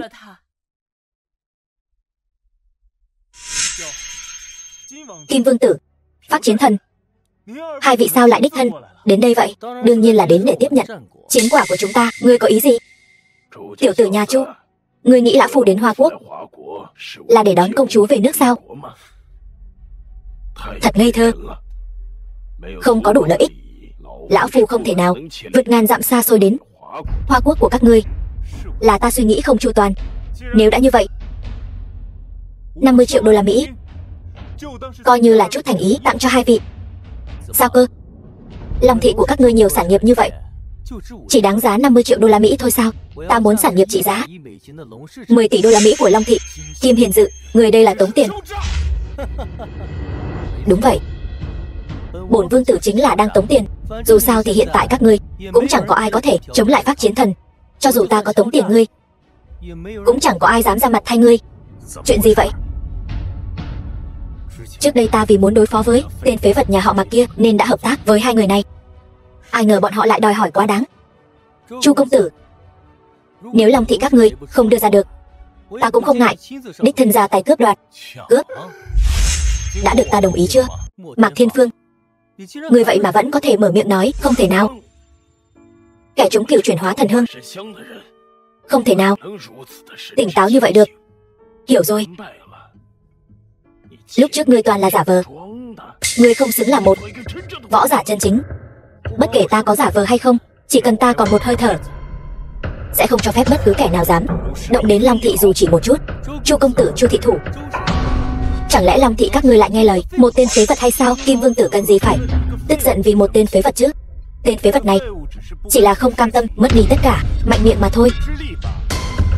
Người đâu? Kéo cái thứ phế vật này ra ngoài. Chu Tử Hưng, cho dù bây giờ ngươi lấy mạng ta, hai người bọn họ cũng sẽ không nương tay với ngươi. Ngươi không thể nào đáp ứng yêu cầu của hai người này. Nếu đem sản nghiệp Long thị giao cho bọn họ cũng chẳng khác nào nhượng đất bồi thường. Vậy hai chúng ta sẽ trở thành tội nhân của Hoa Quốc. Điều đó không tùy ngươi quyết định. Không, Phác Phổ Thanh, ngươi dám đánh thúc thúc ta, chỉ hơi trừng phạt chút thôi.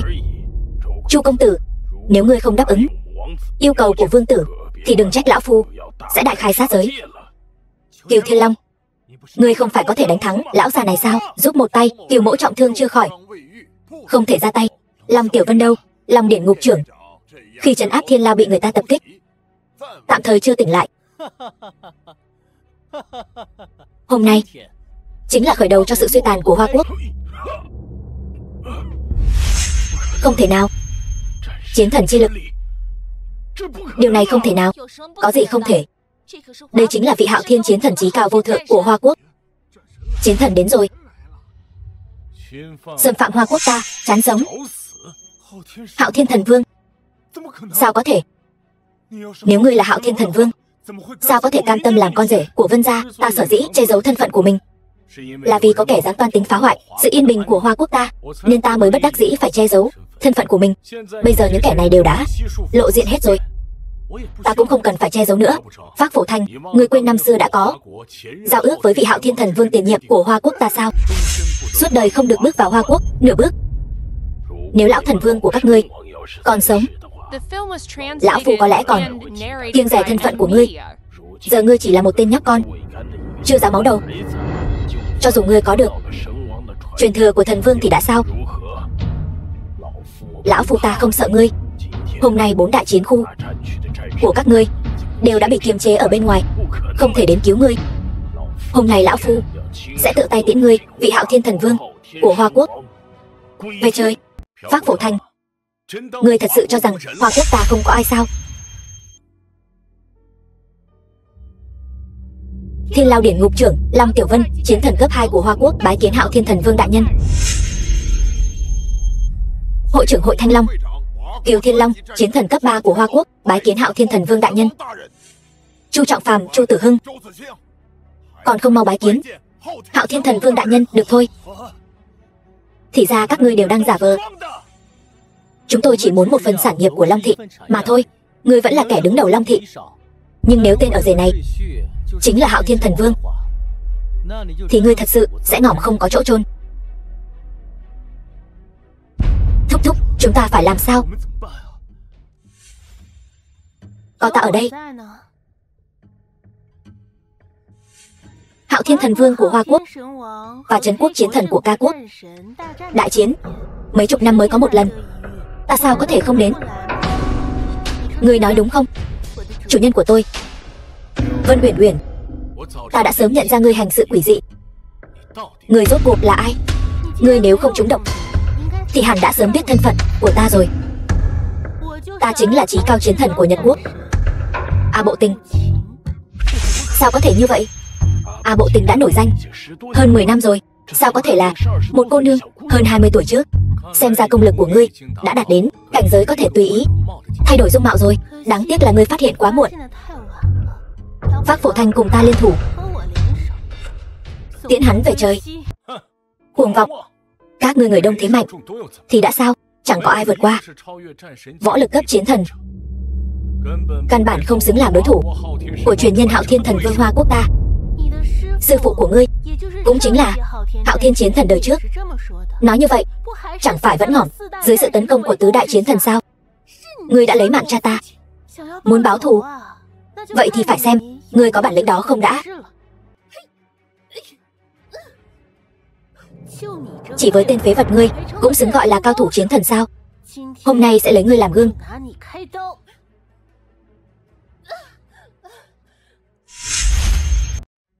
Quả nhiên là Hạo Thiên Thần Vương. Phác lão đầu còn chờ gì nữa? Chờ hắn đánh bại chúng ta từng người một sao? Được, mọi người cùng lên, diệt trừ Hoa Quốc Hạo Thiên Thần Vương.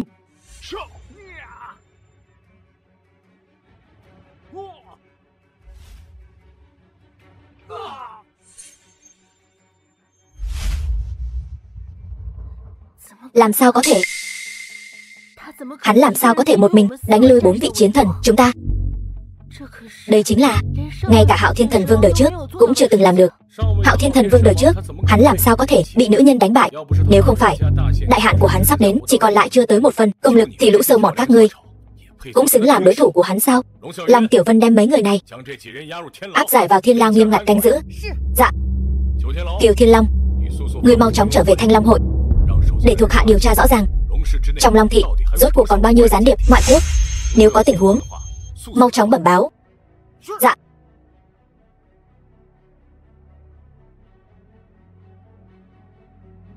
Chu đại công tử, cái vị trí Hạo Thiên Thần Vương này ngươi có muốn đoạt lấy không hả? Thần Vương đại nhân, là tiểu tử có mắt như mù mạo phạm ngài. Cái đó ngài xem trên mặt mũi sư phụ tôi, Bắc vực chiến thần, xin ngài tha cho tôi. Vân lộ tôi không cần nữa, trả lại cho ngài. Chu Tử Hưng, ngươi thật ghê tởm. Đem tất cả sản nghiệp Chu gia các ngươi quyên góp cho Long Thị. Được, bây giờ lập tức cút cho ta. Nể mặt sư phụ ngươi, ta tha cho hai người khỏi ngỏm. Đa tạ Thần Vương đại nhân.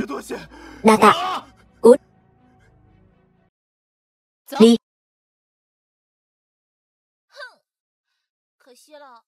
Tiếc cái gì? Ngay cả ngươi cũng đồng tình với bọn họ sao? Ta tiếc hôn lễ bày trí tốt như vậy lại lãng phí. Nếu không muốn lãng phí, vậy thì tận dụng cho tốt. Kim Duyệt Nhi, nàng nguyện ý gả cho ta không? Ta thật sự có thể gả cho chàng sao? Ta chưa bao giờ nói lần thứ hai. Ta nguyện ý, ta đương nhiên nguyện ý.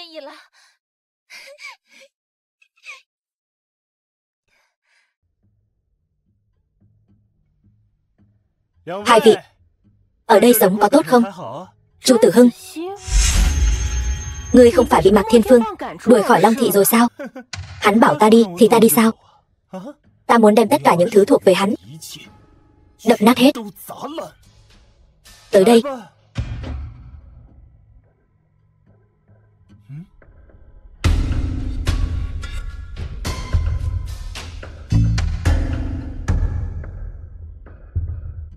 Muội muội, hắn chính là Hạo Thiên Thần Vương đó.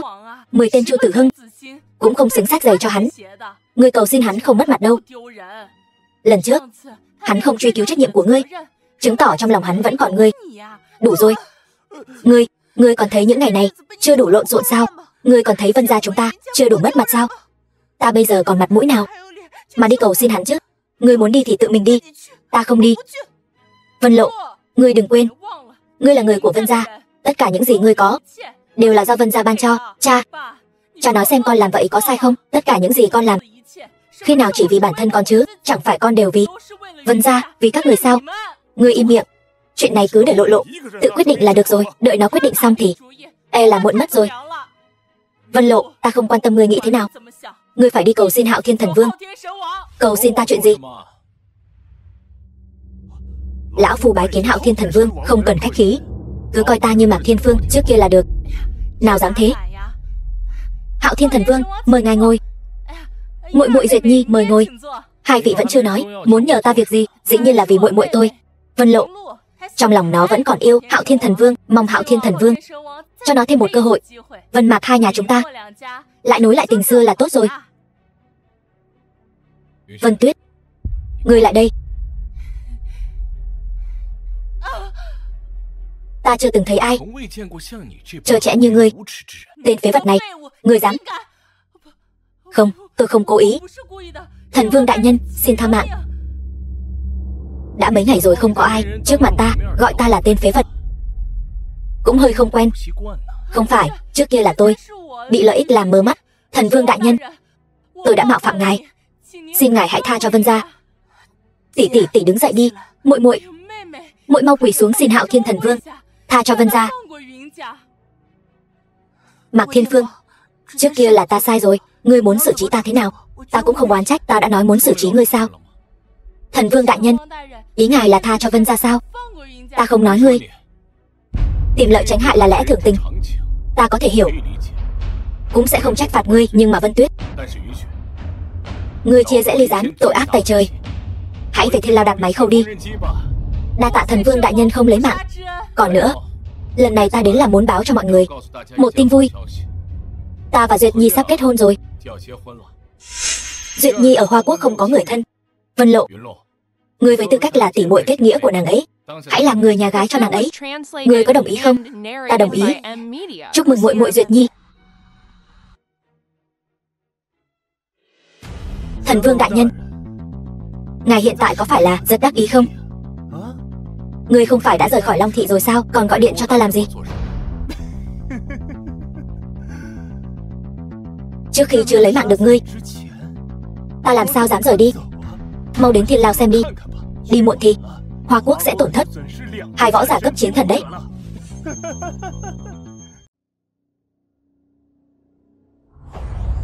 Kiều Thiên Long, Tiểu Vân, Tiểu Vân.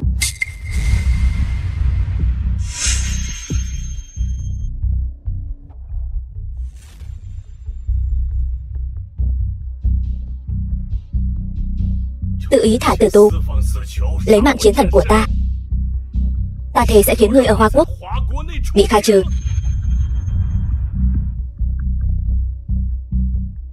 Thần Vương đại nhân, có phải rất bất ngờ không? Ta tốt bụng tha cho ngươi một con đường sống, ngươi lại không biết điều, lại dám đối đầu với ta. Ngươi thật sự cho rằng ta không dám lấy mạng ngươi sao? Từ khi ngươi để lộ thân phận thì trên đời này chỉ có thể một người sống sót. Được thôi, ngươi đang ở đâu? Ngươi nghĩ ta không dám nói cho ngươi biết sao? Ta sẽ lập tức gửi địa chỉ cho ngươi. Ngươi phải nhanh chóng đến đấy. Đến muộn thì người Mạc gia các ngươi sẽ ngỏm hết đấy. Thiên Phương, bình tĩnh. Ngươi ngàn vạn lần đừng bốc đồng.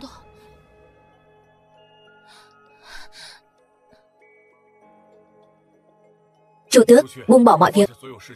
Lệnh cho 4 vị chiến thần Đông Tây Nam Bắc nhanh chóng quay về Long Thị. Rõ. Chu Tử Hưng, trốn tránh thì tính là bản lĩnh gì?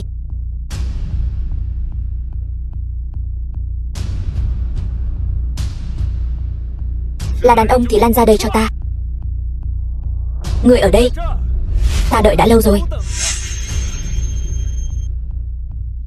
Mạc Thiên Phương, ngày này năm sau chính là ngày giỗ của ngươi. Hôm nay ngươi sẽ bỏ mạng ở đây. Thiên Phương, cứu ta. Chu Tử Hưng, ngươi ngoài việc bắt phụ nữ ra uy hiếp ta còn có bản lĩnh gì nữa? Có bản lĩnh thì đứng ra so tài công bằng với ta một trận. Ngươi là Hạo Thiên Thần Vương, còn ta chỉ là một chiến tướng cấp 2, ta làm sao dám động thủ với Thần Vương đại nhân chứ? Nhưng nếu ngươi dám lấy mạng ta, ta sẽ lấy mạng Đường tỷ của ngươi. Thả cô ta, ta còn có thể tha cho ngươi. Cô ta là bùa hộ mạng trong tay ta. Ngươi nghĩ ta ngu ngốc thả cô ta ra để mặc ngươi xử lý sao? Ngươi nghĩ ngươi không thả cô ta ra thì ta không làm gì được ngươi sao? Có bản lĩnh gì thì cứ việc thi triển đi. 2 vị chiến thần lên. Đừng xem thường hắn. Ngự long kình của Hạo Thiên Thần Vương có thể khống chế vật từ xa. Cẩn thận hắn thừa cơ cướp người. Vậy sao? Ta rất muốn được lĩnh giáo là ngự long kình của hắn nhanh hay là đao của ta nhanh. Người rốt cuộc muốn thế nào? Đừng nói nhảm với hắn. Hắn đang câu giờ. Ai mà chẳng đang câu giờ. Mạc Thiên Phương, ngươi nhìn qua bên đó xem. Ngươi dám? Mạc huynh, ta đã cầu xin ngươi rồi. Thế mà ngươi ngay cả với muội muội ta cũng chẳng bằng chút tình xưa. Ta cũng chỉ có thể làm vậy thôi.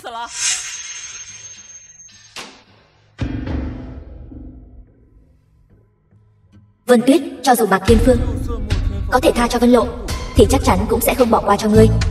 Chỉ có hợp tác với ta mới có thể bảo toàn được Vân gia các ngươi. Đến lúc đó ta trọng phản Long Thị, vị trí thiếu gia đứng đầu chắc chắn sẽ không thiếu phần của ngươi. Ngươi muốn ta làm thế nào? Ngươi đã hạ độc ta. Đúng vậy, muốn trách thì chỉ có thể trách ngươi quá lạnh lùng. Ngay cả chút tình xưa với muội muội ta cũng chẳng mang tới. Chỉ có như vậy ta mới có thể thay Vân gia loại bỏ tai họa này. Kiều chuyển hóa thần hương ta cũng chẳng để vào mắt. Huống hồ chỉ là một loại độc dược, có thể làm gì được ta? Chủ nhân tốt của ta, ngươi nghĩ đây là độc dược bình thường sao? Đây chính là thứ ta luyện chế mất 10 năm mới luyện chế ra được kỳ môn độc dược. Không thuốc nào có thể giải. Tuy nhiên có một cách có thể giải độc, đó là giao hoan với nữ nhân. Thần Vương đại nhân của ta, Đường tỷ.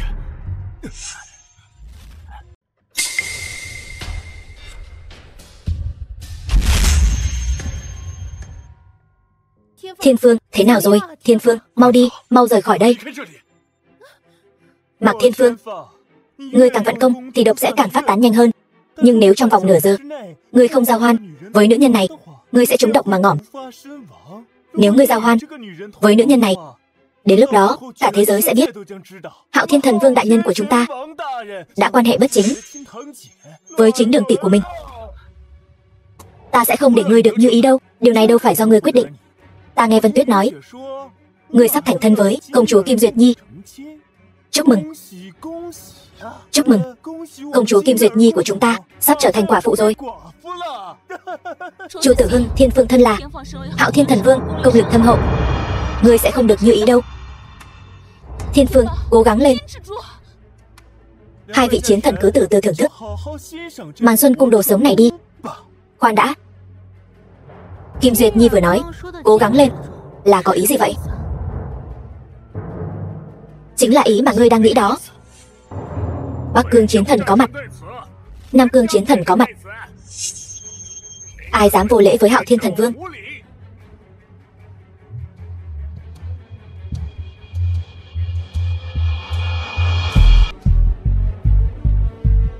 Ngũ đại chiến thần có mặt. Ai dám vô lễ với thần vương? Đông Hải chiến thần có mặt, Tây Mạc chiến thần có mặt, Chu Tước chiến thần có mặt, Bắc vực chiến thần tại vị. Nam Cương chiến thần có mặt. Bái kiến Hạo Thiên Thần Vương. Các ngươi giờ mới đến, còn có tác dụng gì? Hắn đã không chống đỡ được bao lâu nữa. Đồ hỗn láo, thật to gan, còn không mau quay về nhận tội. Ta không đi. Ta không thừa nhận hắn là Hạo Thiên Thần Vương. Hắn có tư cách gì mà đứng trên đầu ta?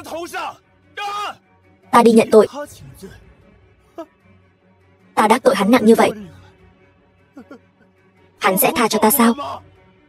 Hôm nay có 2 vị siêu cấp chiến thần trợ giúp ta. Hắn lại trúng kỳ độc. Chỉ bằng các ngươi mà cũng muốn bảo vệ hắn.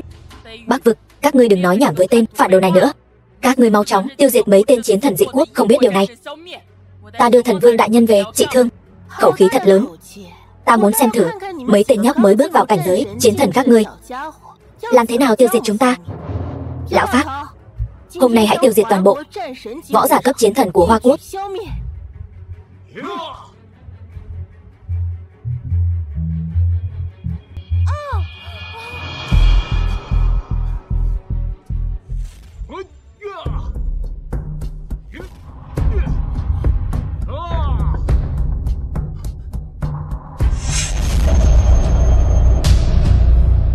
Thần Vương đại nhân rốt cuộc đã trúng loại độc gì? Ngay cả Thần Vương chân khí cũng không thể hóa giải. Thần Vương đại nhân, ngươi muốn làm gì? Chu Tước, ngươi có bằng lòng vì ta mà hy sinh tất cả, kể cả bản thân ngươi không? Chu Tước sống là người của Thần Vương đại nhân, Ngỏm là quỷ của Thần Vương đại nhân. Chỉ cần có ích, nhất định không phụ mạnh. Cởi đồ ra. Cái gì? Cởi. Ta trúng kỳ độc của Vân Uyển Uyển, không giao hợp nam nữ không thể giải độc. Mau rời khỏi đây, nếu không ta sợ mình không kiềm chế được bản thân. Mau đi đi. Được giải độc cho Thần Vương đại nhân là vinh hạnh của Chu Tước. Để cô ta đi đi, để ta. Ngươi ra ngoài trước đi. Vất vả cho cô nương rồi. Ta ở bên ngoài hộ pháp cho 2 người.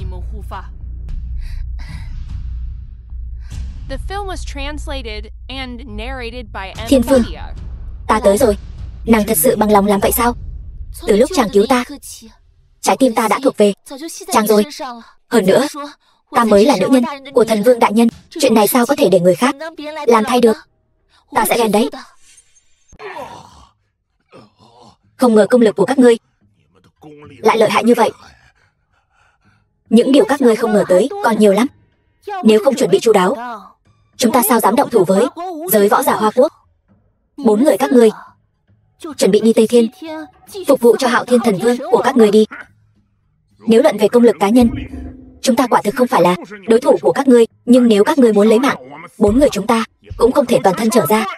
Điệp pháp trận.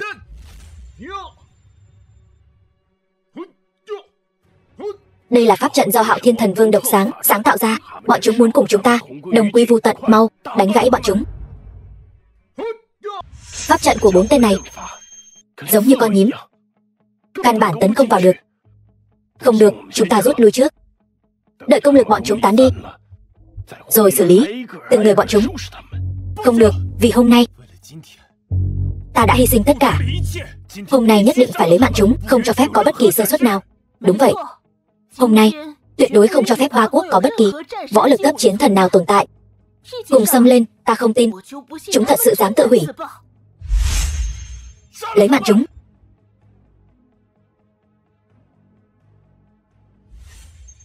Mấy tên đáng ghét này còn chưa cần phải đánh đổi tính mạng của mấy người các ngươi. Độc của ngươi đã được giải rồi. Là Kim Duyệt Nhi, Chu Tử Hưng. 2 tên vô dụng các ngươi, ngay cả một nữ nhân yếu đuối cũng không canh giữ được.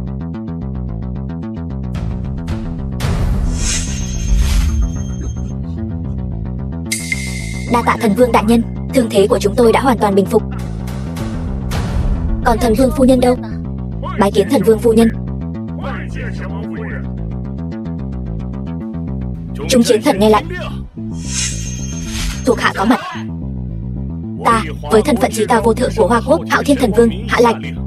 Kẻ nào cấu kết nội ngoại, Kẻ nào xâm phạm Hoa Quốc, lấy mạng không tha. Tuân lệnh, quyết không tha. Thật đáng hổ thẹn. Lão già, ngươi có gì muốn nói? Võ giả Hoa Quốc các ngươi lại dùng nhiều người thắng ít người. Cho dù hôm nay lão phu ngã xuống ở đây, một khi chuyện này truyền ra ngoài, toàn thế giới võ giả đều sẽ cười nhạo Hoa Quốc các ngươi. Mạc Thiên Phương, các ngươi không thể lấy nhiều hiếp ít.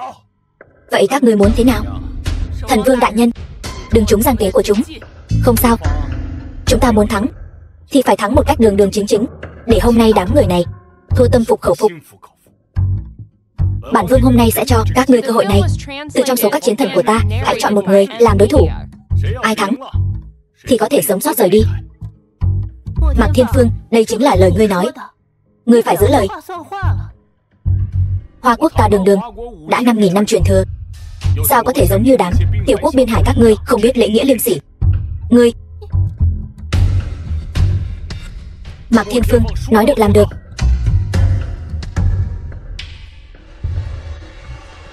Được rồi, lão phu chọn trước.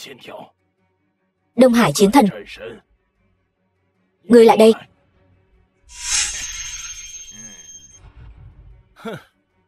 Lão già, ngươi thật sự là không biết lễ nghĩa liêm sỉ mà.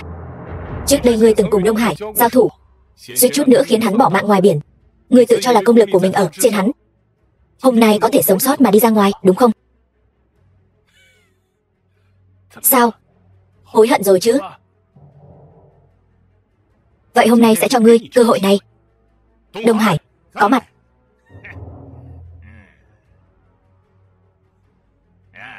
Võ giả Hoa Quốc ta chưa bao giờ chịu thua. Hôm nay chính là cơ hội rửa sạch nỗi nhục. Còn nữa, trả thù cho Cừu Thiên Long.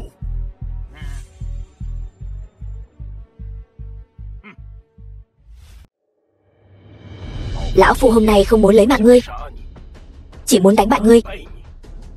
Vậy cũng phải xem ngươi có bản lĩnh đó hay không. Đông Hải, lấy mạng hắn cũng chỉ là kẻ bại tướng dưới tay lão phu mà thôi. Ngươi có bản lĩnh gì mà lấy mạng lão phu?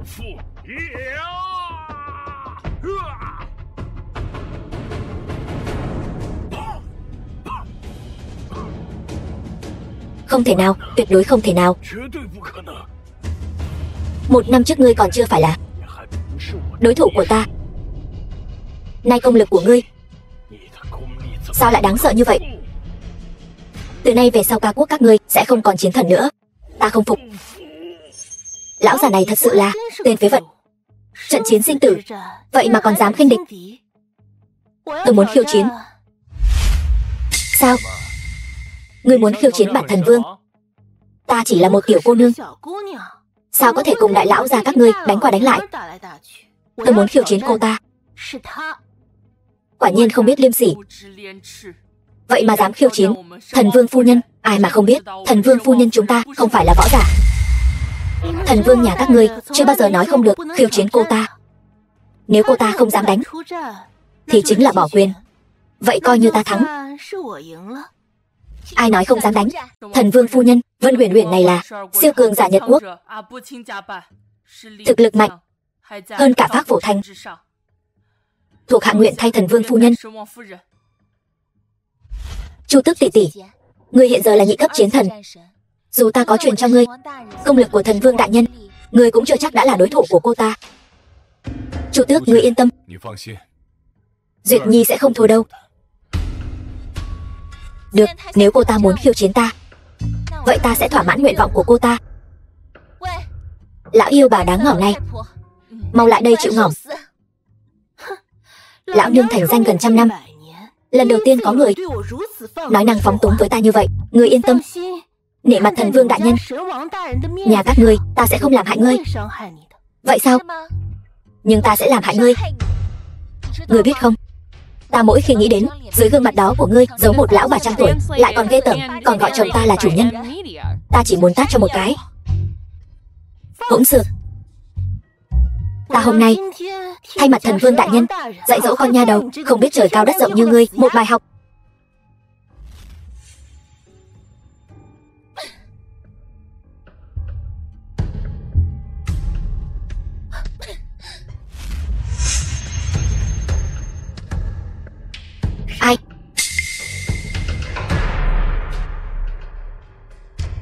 Ngươi cũng đã được Hạo Thiên Thần truyền thừa, trở thành nữ nhân của ta, tự nhiên cũng sẽ có phúc lợi.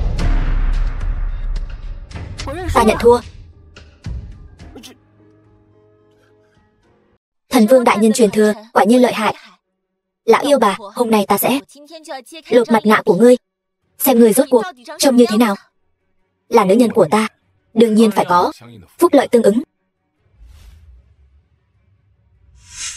Thần Vương đại nhân, tôi nguyện dẫn dắt toàn bộ võ giả Nhật Quốc thần phục ngài. Ngươi còn chưa đánh, đã nhận thua rồi sao? Chúng tôi chỉ tôn kính kẻ mạnh. Thần Vương đại nhân, tôi nguyện một lần nữa trở thành nô lệ của ngài, làm trâu làm ngựa cho ngài. Tôi tâm cam tình nguyện. Người Nhật Quốc chẳng phải là như vậy sao? Khi người yếu đuối, bọn họ hung hăng, hận không thể cắn xé một miếng thịt của ngươi. Nhưng nếu ngươi mạnh mẽ, bọn họ hận không thể liếm cả ngón chân của ngươi. Ghê tởm. Ta mỗi khi nghĩ đến cô ta gọi ngươi là chủ nhân là thấy càng ghê tởm hơn. Mạc Thiên Phương, ngươi không được nhận cô ta. Nếu không tối nay đừng hòng lên giường ta. Duyệt Nhi ngoan, ta sẽ không nhận cô ta.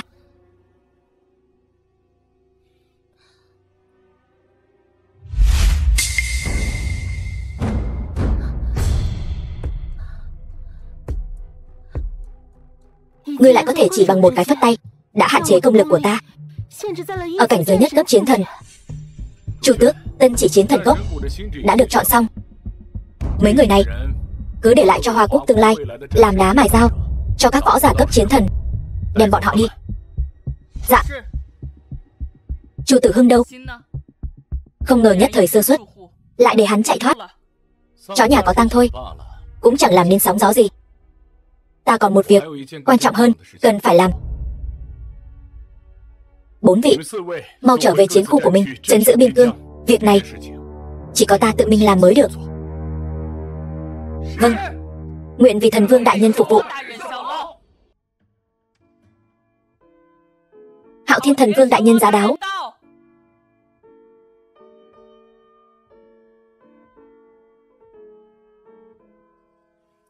Tham kiến Hạo Thiên Thần Vương đại nhân.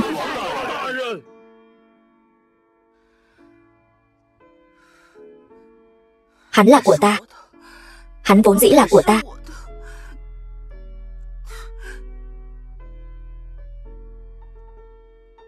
Hoa Quốc có Hạo Thiên Thần Vương đại nhân tọa trấn, ta thân là thủ tướng, cuối cùng cũng có thể ngủ một giấc an ổn rồi. Không biết tốt xấu, không phân đúng sai. Ngươi sớm đã không xứng làm thủ tướng. Cút. Được rồi, ta cút.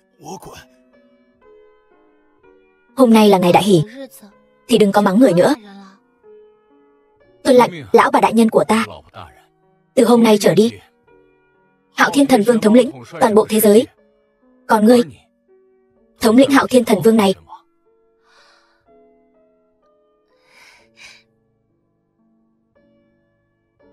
Thần Vương đại nhân của ta, ngươi bây giờ hẳn là rất đắc ý nhỉ? Chu Tử Hưng may mắn tha cho ngươi một mạng, ngươi vậy mà còn dám gọi điện cho ta. Ngươi không sợ ta phái người truy sát ngươi sao? Tiếc là đã muộn rồi. Bổn công tử đã đem tin tức Hạo Thiên Thần Vương truyền thừa báo khắp giới võ giả.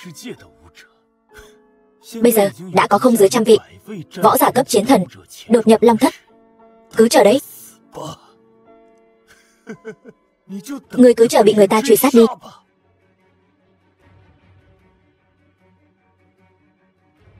Thần Vương đại nhân đột nhiên nhận được thần sách bộ tuyến báo. Ta đã biết rồi. Chiến thần nghe lệnh, thuộc hạ có mặt. Kẻ nào xâm phạm cương vực Hoa Quốc, lấy mạng không tha.